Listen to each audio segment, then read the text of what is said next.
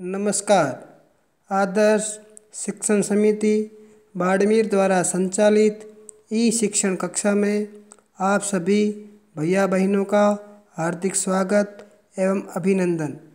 कक्षा षष्ठी, विषय सामाजिक विज्ञान, अध्याय 3, आरंभिक नगर। पहली वीडियो में हमने हड़प्पा सभ्यता के बारे में सामान्य अध्ययन किया। अब हम इससे आगे अध्ययन करेंगे। क्या वे पत्थर के बाँट बनाते थे?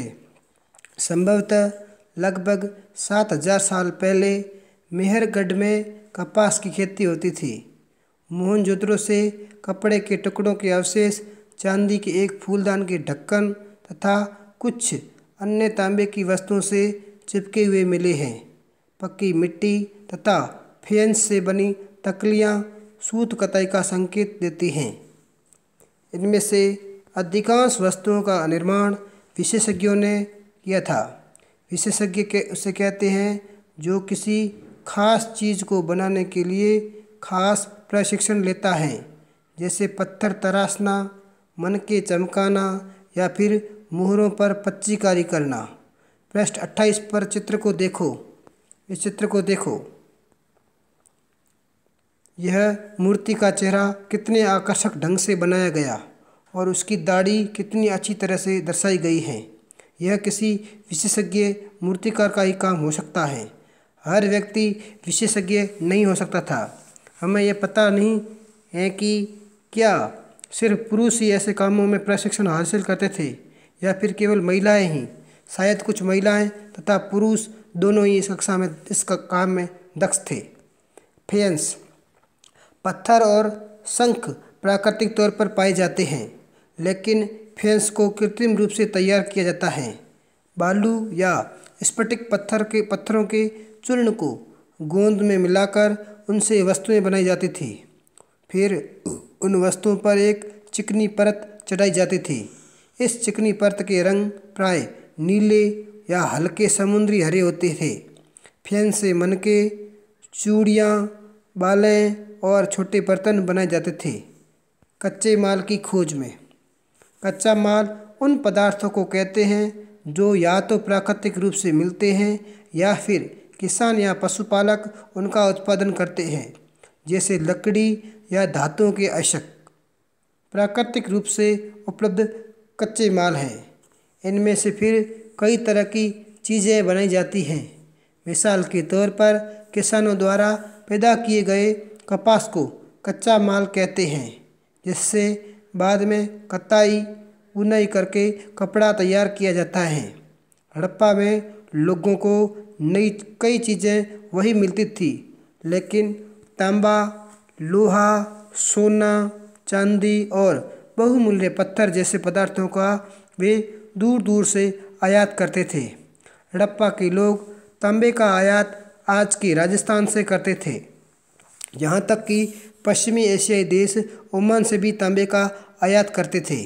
कांसा बनाने के लिए तांबे के साथ मिलाई जाने वाली धातु टिन का आयात आधुनिक ईरान और अफगानिस्तान से किया जाता था। सोने का आयात आधुनिक कर्नाटक और बहुमूल्य पत्थर का आयात गुजरात, ईरान और अफगानिस्तान से किया जाता था। कच्चे माल की खोज के रूप में देखा जाए तो राजस्थान की झुंझुनू खेतड़ी में तांबा बहुतायत में मिला है और टिन धातु है वो कांसे और तांबे से मिलाई गई है। अब है नगरों में रहने वालों के लिए जीवन। लोग नगरों के अलावा गांव में भी रहते थे। वे अनाज उगाते थे और जानवर पालते थे। किसान और चरवाहे ही शहरों में रहने वाले शासकों, लेखकों और दस्तकारों को ही खाने के सामान देते थे। पौधों के अवशेष से पता चलता है कि हड़प्पा के लोग गेहूँ, जौ, दालें, मटर, धान, तिल और सरसों उगाते थे। चीज़ों को एक जगह से दूसरी जगह के लिए इस प्रकार के ठेले का उपयोग किया जाता था। इन चित्रों को देखें तो यह एक खिलौना है। क्या आप बता सकते हैं हड़प्पा के लोग यातायात के लिए किन साधनों का प्रयोग करते थे? पिछले अध्याय में हमने पहिए वाली वाहन के बारे में जानकारी प्रदान की।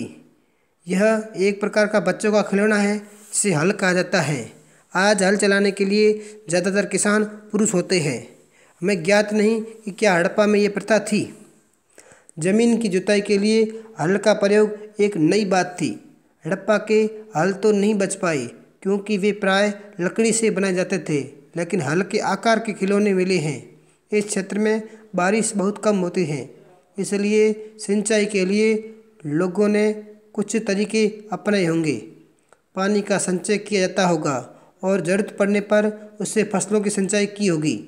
हड़प्पा के लोग गाय, भैंस, भेड़ और बकरियां पालते थे। बस्तियों के आसपास तालाब और चारागाह होते थे, लेकिन सूखे महीनों में मवेशियों के झुंडों का चारा पानी की तलाश में दूर दूर तक ले जाया जाता था। वे बेर जैसे फलों को इकट्ठा करते थे और मछलियां भी पकड़ते थे और हिरण जैसे जानवरों का शिकार भी करते थे। गुजरात में हड़प्पा कालीन नगर का सूक्ष्म निरीक्षण। कच्छ के इलाके में खदीर बेट के किनारे धोलावीरा नामक नगर बसा था। वहाँ साफ पानी मिलता था और ज़मीन बहुत ही उपजाऊ थी। जहाँ जहाँ हड़प्पा सभ्यता के कई नगर 2 भागों में विभक्त थे, वहीं धोलावीरा को 3 भागों में बांटा गया था। इसके हर हिस्से के चारों ओर पत्थर की ऊंची ऊंची दीवारें बनाई गई थी। इसके अंदर जाने के लिए बड़े बड़े प्रवेश द्वार थे। इस नगर में एक खुला मैदान भी था जहाँ सार्वजनिक कार्यक्रम आयोजित होते थे। यहाँ मिले कुछ अवशेषों में हड़प्पा लिपि के बड़े बड़े अक्षरों को पत्थरों में खुदा गया है। इस अभिलेख को संभवतः लकड़ी में जड़ा गया था। यह एक अनोखा अवशेष है क्योंकि आमतौर पर हड़प्पा के लेख मोहर जैसी छोटी वस्तुओं पर पाए जाते हैं। गुजरात की खंभात की खाड़ी में मिलने वाले साबरमती की एक उपनदी के किनारे बसा लोथल नगर ऐसा स्थान था जहां कीमती पत्थर जैसे कच्चा माल आसानी से मिल जाता था। यह पत्थरों, शंखों और धातुओं से बनाई गई चीज़ों का एक महत्वपूर्ण केंद्र था। इस नगर में एक भंडार गृह भी था।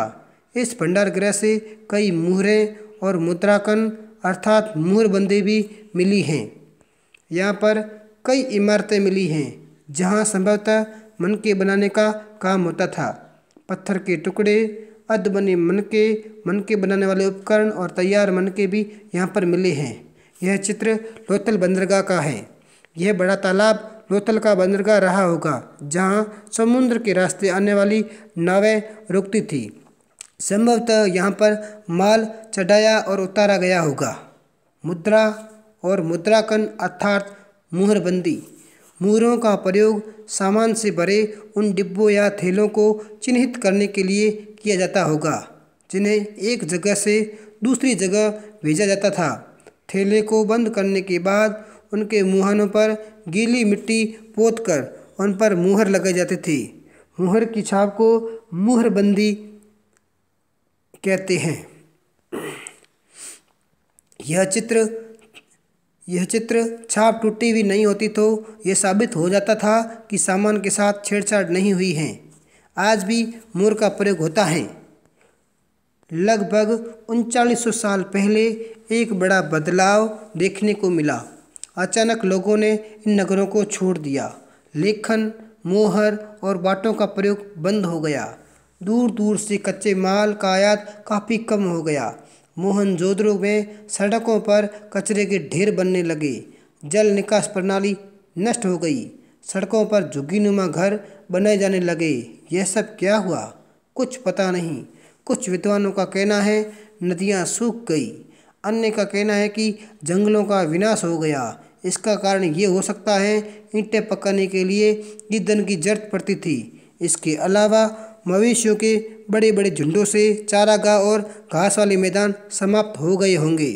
कुछ इलाकों में बाढ़ आ गई, लेकिन इन कारणों से यह स्पष्ट नहीं हो पाता है कि सभी नगरों का अंत कैसे हो गया, क्योंकि बाढ़ और नदियों के सूखने का असर कुछ ही इलाकों में हुआ होगा। ऐसा लगता है शासकों का नियंत्रण समाप्त हो गया। जो भी हुआ, परिवर्तन का असर बिल्कुल साफ दिखाई देता है। आधुनिक पाकिस्तान के सिंध और पंजाब की बस्तियां उजड़ गई थी। कई लोग पूर्व और दक्षिण के इलाकों में नई और छोटी बस्तियों में जाकर बस गए। इसके लगभग 1400 साल बाद नए नगरों का विकास हुआ। इसके बारे में आप अध्याय 5 और 8 में पढ़ेंगे। अन्यत्र अपने एटलस में मिस्र को ढूंढिए। नील नदी के आसपास वाले इलाकों को छोड़कर मिस्र का अधिकांश भाग रेगिस्तान है, जो आप इस चित्र में देख सकते हैं। लगभग 5000 साल पहले मिस्र में शासन करने वाले राजाओं ने सोना, चांदी, हीरा, मोती, हाथीदांत, लकड़ी, जवाहरात लाने के लिए अपनी सेनाएं दूर दूर तक भेजी। इन्होंने बड़े बड़े आकार के मकबरे बनाए, जिन्हें पिरामिड के नाम से पुकारा गया। राजाओं के मरने पर इनके शवों को इन्हीं पिरामिडों में दफनाकर सुरक्षित रखा जाता था। इन शवों को मम्मी कहा जाता है, अर्थात मरे हुए शवों को मम्मी कहते हैं। उनके शवों के साथ और भी अनेक चीज़ें दफनाई गई। इनमें से खाद्यान्न, पेय पदार्थ, वस्त्र, गहने, बर्तन, वाद्य यंत्र, हथियार और जानवर। कभी कभी शव के साथ उनके सेवक और सेविकाओं को दफना दिया जाता था। दुनिया के इतिहास में शवों की दफनाने की परंपरा को देखते हुए मिस्र में सर्वाधिक धन दौलत खर्च किया जाता था। अभ्यास प्रश्न। पहला क्वेश्चन है, पेंस क्या है, इससे क्या बनाए जाते हैं। दूसरा प्रश्न है, हड़प्पा सभ्यता में सोने का आयात कहाँ से किया जाता था। तीसरा प्रश्न है, हड़प्पा के लोग कौन कौन सी फसलें उगाते थे। चौथा प्रश्न है, हड़प्पा कालीन धोलावीरा नगर पर टिप्पणी लिखिए। और अंतिम पांचवा प्रश्न है, मुहरबंदी किसे कहते हैं। धन्यवाद।